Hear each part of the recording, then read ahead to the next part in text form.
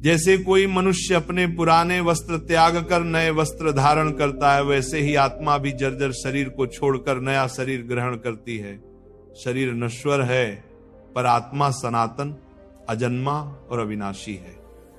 गरुड़ जी ने कहा, प्रभु यदि आत्मा अमर है तो मृत्यु के समय जो पीड़ा होती है वह कैसी होती है?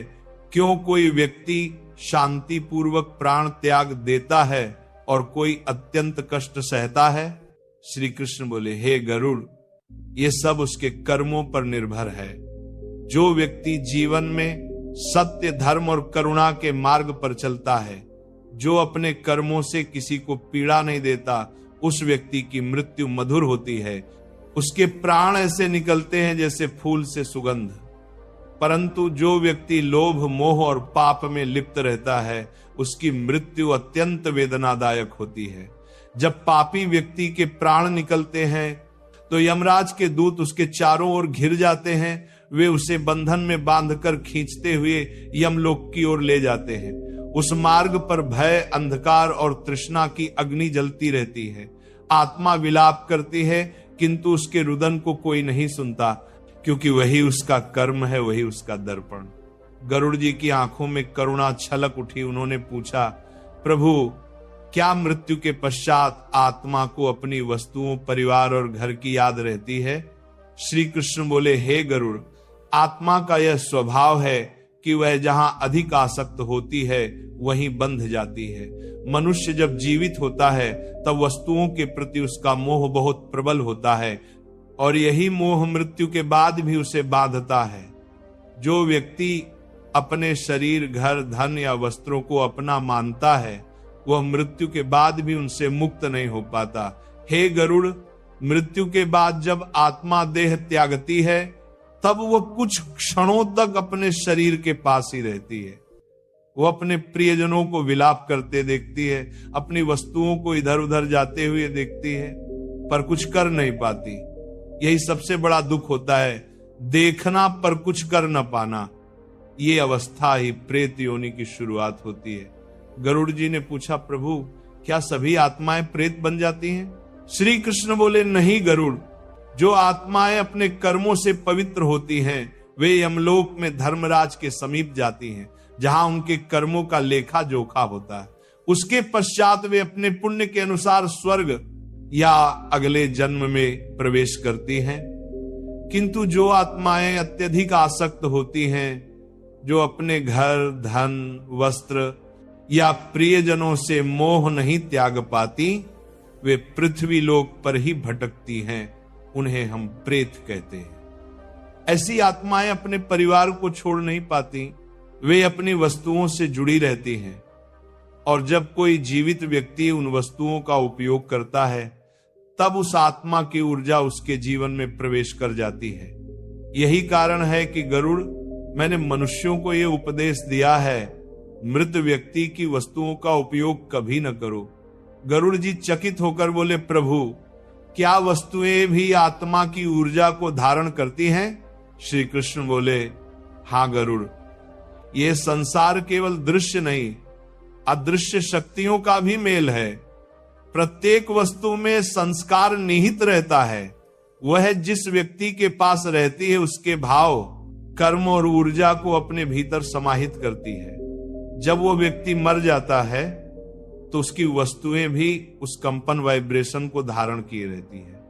इसलिए जो लोग मृत व्यक्ति के कपड़े, गहने या व्यक्तिगत वस्तुएं पहनते हैं, वे अनजाने में उसकी ऊर्जा से जुड़ जाते हैं। यदि वह आत्मा शांत नहीं हुई है तो वह उस व्यक्ति को अपने समीप खींचने लगती है, सपनों में, भावनाओं में और कभी कभी वास्तविक जीवन में भी। यही कारण है कि मृत व्यक्ति की वस्तुओं का उपयोग वर्जित है। गरुड़ जी ने श्रद्धा से सिर झुका दिया। उन्होंने कहा, प्रभु आपका वचन मेरे हृदय को स्पर्श कर गया, किंतु एक बात और बताइए, यदि आत्मा वस्तुओं से बंधी है तो उसे मोक्ष कैसे प्राप्त होता है? श्री कृष्ण ने गंभीर स्वर में कहा, हे गरुड़, जब तक आत्मा ये नहीं समझती कि संसार की कोई वस्तु उसकी नहीं है, तब तक उसे मोक्ष नहीं मिलता। मोक्ष का अर्थ मृत्यु नहीं बल्कि मोह से मुक्ति है। जब मनुष्य ये जान लेता है कि वह शरीर नहीं आत्मा है, तभी वह परम पद की ओर बढ़ता है। और जो व्यक्ति अपने जीवन में ईश्वर को स्मरण करते हुए, सच्चे कर्म करते हुए जीता है, उसकी आत्मा बिना किसी बंधन के सहज गति से ईश्वर में विलीन हो जाती है। कैलाश की वायु में उस समय दिव्यता घुल गई थी। गरुड़ जी ध्यान मग्न होकर श्री कृष्ण के चरणों में झुक गए। श्री कृष्ण ने कहा, हे गरुड़, यह पहला रहस्य जान ले, मृत्यु अंत नहीं आरंभ है। आत्मा अमर है, किंतु उसका मार्ग उसके कर्मों और आसक्ति पर निर्भर करता है। जो व्यक्ति वस्तुओं और मोह से मुक्त होता है वही मुझे प्राप्त करता है। और तभी वातावरण में गूंज उठी एक मधुर ध्वनि, ओम नमो भगवते वासुदेवाय। भगवान श्री कृष्ण ने कहा, हे गरुड़, संसार के समस्त जीव इस सत्य को भूल गए हैं कि यह देह नश्वर है। वे स्वयं को शरीर मानते हैं, परंतु शरीर तो केवल एक वस्त्र है जो समय आने पर बदल जाता है। आत्मा कभी मरती नहीं, परंतु जब मनुष्य मृत्यु के समय अपने शरीर, परिवार और वस्तुओं के मोह में डूबा रहता है, तब वही मोह उसके मार्ग में बंधन बन जाता है। गरुड़ जी ने कहा, प्रभु, क्या यह संभव है कि किसी व्यक्ति की आत्मा मृत्यु के बाद अपने घर में ही रुक जाए? मैंने कई बार देखा है कि किसी के मरने के बाद घर में विचित्र घटनाएं होने लगती हैं, जैसे कोई अदृश्य उपस्थिति, कोई सुगंध या भय का अनुभव। श्री कृष्ण बोले, हे गरुड़, जो तू कह रहा है वह सत्य है। जब कोई आत्मा अपने भौतिक बंधनों से मुक्त नहीं होती, तब वह देह त्यागने के बाद भी उस स्थान पर भटकती रहती है जहां उसका मोह बंधा होता है। यह अवस्था प्रेत योनि कहलाती है। प्रेत योनि का कारण 3 होते हैं। पहला, अकाल मृत्यु, जब किसी का जीवन अचानक समाप्त हो जाता है और उसे अपने जाने का अवसर नहीं मिलता।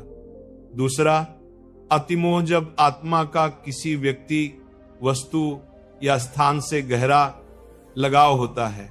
तीसरा, असंपूर्ण कर्म, जब आत्मा कोई कार्य अधूरा छोड़कर चली जाती है। ऐसी आत्माएं अपनी इच्छाएं पूर्ण करने की लालसा में पृथ्वी लोक पर ही रहती हैं। वे न तो देवलोक जा पाती हैं, न ही यमलोक। उन्हें शांति नहीं मिलती और वे ऊर्जा के रूप में अपने ही घर के आसपास विचरण करते हैं।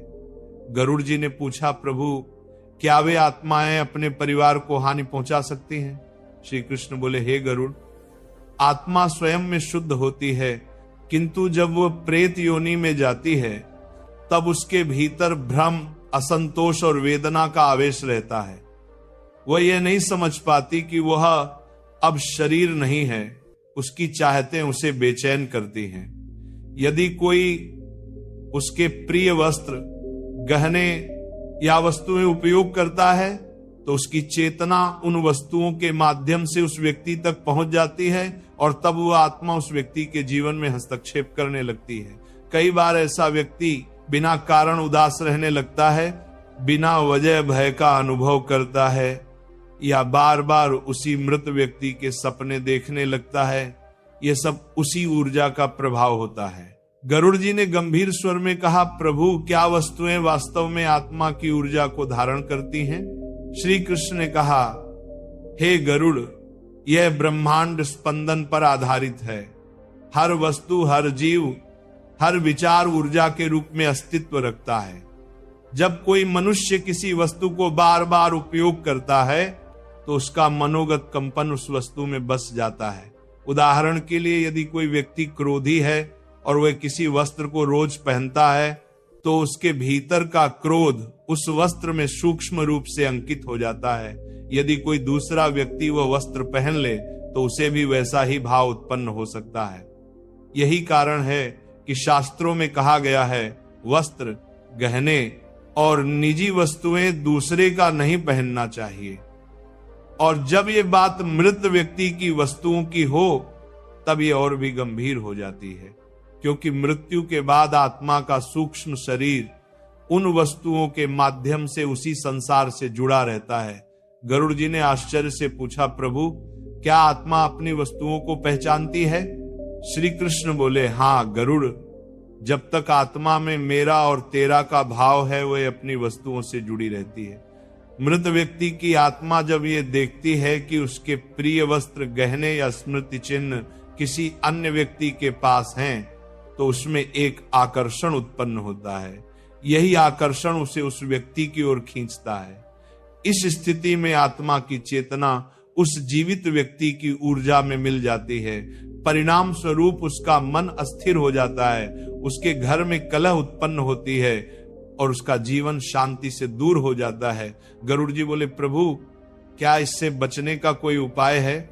श्री कृष्ण बोले, हे गरुड़, उपाय है दान और प्रार्थना। जब किसी की मृत्यु हो जाती है तो उसके प्रिय वस्त्रों, गहनों या वस्तुओं को उपयोग में लेने की बजाय दान कर देना चाहिए। जब हम उसे दान करते हैं तब वो वस्तु उस आत्मा से विमुक्त हो जाती है, क्योंकि दान का अर्थ होता है त्याग और त्याग का अर्थ होता है मुक्ति। जो व्यक्ति मृत आत्मा की वस्तुओं का दान करता है वह उस आत्मा को शांति प्रदान करता है, और यदि वह दान किसी जरूरतमंद ब्राह्मण या मंदिर में किया जाए तो वह पुण्य आत्मा को परम पद तक पहुंचा देता है। फिर श्री कृष्ण ने गरुड़ जी की ओर देखकर कहा, लेकिन हे गरुड़, यह भी ध्यान रख, केवल वस्तुओं का दान नहीं, भाव का दान आवश्यक है। यदि मनुष्य किसी वस्तु को दान तो करे परंतु भीतर से मोह न छोड़े तो वह आत्मा फिर भी बंधन में रहती है। गरुड़ जी ने पूछा, प्रभु यदि कोई व्यक्ति अपने मृत प्रियजन की याद में उसकी वस्तुएं अपने पास रखे तो क्या यह भी अशुभ है? श्री कृष्ण ने उत्तर दिया, हे गरुड़, यदि वह वस्तुएं केवल स्मृति के रूप में रखी जाएं और उनमें आसक्ति न हो तो वे हानिकर नहीं, किंतु यदि मनुष्य प्रतिदिन उन्हें देखकर दुखी हो, विलाप करे या उनमें भावनात्मक लगाव बनाए रखे तो वह आत्मा की शांति में बाधक बनता है। ये संसार प्रवाहमय है, जो आया है उसे जाना है। मृत व्यक्ति को याद रखना श्रद्धा है, किंतु उसकी वस्तुओं से मोह बनाए रखना बंधन है। श्रद्धा मोक्ष की ओर ले जाती है और मोह पुनर्जन्म की ओर। गरुड़ जी ने सिर झुकाकर कहा, प्रभु अब मैं समझ गया कि मृत व्यक्ति की वस्तुएं क्यों नहीं रखनी चाहिए, लेकिन कृपा करके ये भी बताइए कि कौन सी वस्तुएं विशेष रूप से वर्जित हैं। श्री कृष्ण मुस्कुराए। उन्होंने कहा, हे गरुड़, तूने जो पूछा है उसका उत्तर बड़ा गूढ़ है। 3 वस्तुएं ऐसी हैं जिनसे मृत आत्मा की चेतना अत्यधिक जुड़ी रहती है। उनका उपयोग जीवित व्यक्ति के लिए अत्यंत हानिकारक होता है। पहली वस्त्र कपड़े, दूसरी आभूषण गहने, तीसरी समय का प्रतीक घड़ी या अन्य निजी वस्तु। ये तीनों वस्तुएं उस आत्मा की जीवन ऊर्जा को अपने भीतर समाहित करती हैं। जो इन्हें पहनता या उपयोग करता है वह अनजाने में मृत आत्मा की स्पंदन रेखा से जुड़ जाता है। इससे न केवल उसका मानसिक संतुलन प्रभावित होता है बल्कि उसके घर की ऊर्जा भी अस्थिर होने लगती है। गरुड़ जी ध्यानपूर्वक सुन रहे थे। श्री कृष्ण ने आगे कहा, हे गरुड़, मृत्यु के पश्चात आत्मा तब तक शांति नहीं पाती जब तक उसकी प्रिय वस्तुएं सांसारिक जगत में उसके नाम से जुड़ी रहती है। इसीलिए यदि कोई मनुष्य सच्चे भाव से अपने प्रियजन की आत्मा को शांति देना चाहता है तो उसे उसकी वस्तुओं को दान करना चाहिए, जल में प्रवाहित करना चाहिए या पवित्र अग्नि में अर्पित कर देना चाहिए। और सबसे महत्वपूर्ण, उस आत्मा के लिए पिंडदान, श्राद्ध और नारायण बलि जैसे संस्कार अवश्य करवाने चाहिए। ये संस्कार आत्मा को उसके अगले मार्ग की दिशा देते हैं। गरुड़ जी ने दोनों हाथ जोड़कर कहा, प्रभु आपके वचनों ने मेरे हृदय का अंधकार दूर कर दिया। अब मुझे ये समझ में आया कि मृत्यु के बाद भी मनुष्य अपने कर्मों और मोह से कैसे बंधा रहता है। श्री कृष्ण ने करुणा से कहा, हे गरुड़, ये समझ ले, जो मृत्यु से पहले ही अपने मोह का त्याग कर लेता है वह मृत्यु के बाद कभी भटकता नहीं। इसलिए जीवन में ही अपने मन को वस्तुओं से नहीं परमात्मा से जोड़ ले, क्योंकि जो मुझसे जुड़ जाता है वह कभी पुनर्जन्म नहीं लेता। यह कहकर श्री कृष्ण कुछ क्षण मौन हो गए। वातावरण में दिव्यता छा गई, मंद वायु बहने लगी। गरुड़ जी का हृदय भाव विभोर हो उठा।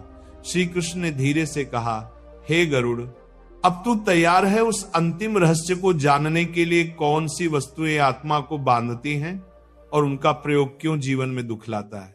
यही अगला उपदेश मैं तुझे दूंगा। कैलाश पर्वत पर सुनहरी प्रभा फैल चुकी थी। हिमालय के शिखरों से प्रातः सूर्य की किरणें झर रही थीं और आकाश में देवगंधर्वों का मधुर गान गूंज रहा था। उसी समय भगवान श्री कृष्ण शांत मुद्रा में विराजमान थे और गरुड़ जी पंखों को फैलाकर विनम्रता से बैठे थे। उनके हृदय में अब भी वह प्रश्न था जो युगों से मानवता को उलझाए हुए है। क्या मृत व्यक्ति की वस्तुएं जीवितों के लिए हानिकारक होती हैं? श्री कृष्ण ने गंभीर स्वर में कहा, हे गरुड़, संसार का यह नियम है, जो कुछ जन्म लेता है वह एक दिन नष्ट होता है, किंतु मनुष्य का अज्ञान उसे इस सत्य को स्वीकारने नहीं देता। वह अपने घर, वस्त्र, धन और प्रियजनों को अपना मान लेता है, जबकि वास्तव में यह सब क्षण भंगुर है। जब मृत्यु आती है तो मनुष्य केवल अपने कर्मों के साथ जाता है, न शरीर, न धन, न वस्त्र, न परिवार। किंतु मृत्यु के पश्चात भी उसकी चेतना उन्हीं वस्तुओं के प्रति आकर्षित रहती है जिनसे वह सबसे अधिक प्रेम करता था। यही आकर्षण उसे प्रेत योनि में बांध देता है और तब वह आत्मा उन वस्तुओं से जुड़ी रहती है जिन्हें वह अपना समझती थी। गरुड़ जी ने धीरे से कहा, प्रभु, आपने कहा कि 3 वस्तुएं आत्मा से अत्यधिक जुड़ी रहती हैं, वस्त्र, आभूषण और समय का प्रतीक घड़ी। कृपा करके उनके रहस्य को विस्तार से बताइए। श्री कृष्ण मुस्कुराए। उन्होंने कहा, हे गरुड़, सुन, ये 3 वस्तुएं केवल भौतिक नहीं, आत्मिक बंधन का प्रतीक हैं। इन तीनों में मनुष्य का सबसे गहरा अहंकार और आसक्ति छिपी होती है। पहली वस्तु, मृत व्यक्ति के वस्त्र, कपड़े। श्री कृष्ण बोले, हे गरुड़, वस्त्र मनुष्य के बाह्य व्यक्तित्व का प्रतीक है। जब कोई व्यक्ति जीवित होता है तब उसके वस्त्रों में उसका जीवन राग बस जाता है। वह उन्हें बार बार पहनता है, उनके माध्यम से अपने अहंकार, अपनी पसंद, अपनी पहचान को व्यक्त करता है। यही कारण है कि वस्त्र मनुष्य के सूक्ष्म शरीर से गहराई से जुड़ जाते हैं। जब वह व्यक्ति मृत्यु को प्राप्त होता है तो उसकी आत्मा कुछ समय तक अपने वस्त्रों के आसपास ही मंडराती रहती है। उसे लगता है कि वह अब भी वही शरीर है। यदि कोई जीवित व्यक्ति उन वस्त्रों को पहन लेता है तो आत्मा को भ्रम होता है कि कोई दूसरा उसके शरीर में प्रवेश कर गया है। इससे आत्मा में असंतोष उत्पन्न होता है। यह असंतोष ही उस व्यक्ति के जीवन में अशांति के रूप में प्रकट होता है। कभी अनिद्रा, कभी चिंता, कभी बिना कारण भय। उसका मन अस्थिर रहने लगता है क्योंकि वह अनजाने में उस सूक्ष्म ऊर्जा से जुड़ चुका होता है जो वस्त्रों में निहित है। गरुड़ जी ने पूछा, प्रभु, तो ऐसे वस्त्रों का क्या करना चाहिए? श्री कृष्ण बोले, हे गरुड़, उन वस्त्रों को किसी जरूरतमंद को दान कर देना चाहिए। दान करने से 2 बातें होती हैं। एक तो आत्मा का मोह समाप्त होता है क्योंकि वह वस्त्र अब उसके नाम से मुक्त हो जाते हैं। दूसरा, जो व्यक्ति दान देता है उसे पुण्य प्राप्त होता है। लेकिन यदि कोई व्यक्ति वह वस्त्र अपने उपयोग में लेता है तो उस आत्मा की अधूरी चेतना से बंध जाता है। इसलिए गरुड़, मैंने मनुष्यों को यह उपदेश दिया, मृत व्यक्ति के वस्त्रों का उपयोग कभी न करो, उन्हें दान या नदी के जल में प्रवाहित कर दो। गरुड़ जी ने श्रद्धा से सिर झुकाया। दूसरी वस्तु, मृत व्यक्ति के आभूषण, गहने। श्री कृष्ण ने आगे कहा, हे गरुड़, आभूषण केवल सौंदर्य का प्रतीक नहीं, भावनाओं का भी प्रतीक है। मनुष्य अपने गहनों से विशेष प्रेम करता है। वह उन्हें केवल धारण नहीं करता बल्कि उनसे आत्मगौरव, सामाजिक प्रतिष्ठा और भावनात्मक जुड़ाव भी रखता है। कई बार किसी स्त्री के लिए उसके गहने उसके जीवन की स्मृतियां होते हैं। विवाह का मंगलसूत्र, मां के दिए कानों के कुंडल, पिता द्वारा उपहार में मिली चूड़ियां, जब वह स्त्री संसार से विदा होती है तब उसकी आत्मा का एक भाग उन गहनों में स्थिर रहता है। यदि कोई और व्यक्ति वे गहने पहन ले तो वह आत्मा उस व्यक्ति के समीप खींचने लगती है, क्योंकि आत्मा सोचती है ये तो मेरी वस्तु है। वह अपने स्वत्व के भाव में उस जीवित व्यक्ति की ऊर्जा से मिल जाती है और तब वह व्यक्ति बिना कारण उदास, थका हुआ या भयभीत रहने लगता है। कई बार उसके शरीर में भी वो पीड़ा महसूस होती है जो मृत व्यक्ति ने अपने अंतिम समय में झेली थी। गरुड़ जी ने कहा, प्रभु यह तो अत्यंत गूढ़ रहस्य है, तो क्या गहनों को भी दान करना चाहिए? श्री कृष्ण बोले, हाँ गरुड़, गहनों का भी वही नियम है। उन्हें या तो किसी मंदिर में दान कर देना चाहिए या उन्हें पिघलाकर नए रूप में ढाल देना चाहिए, क्योंकि जब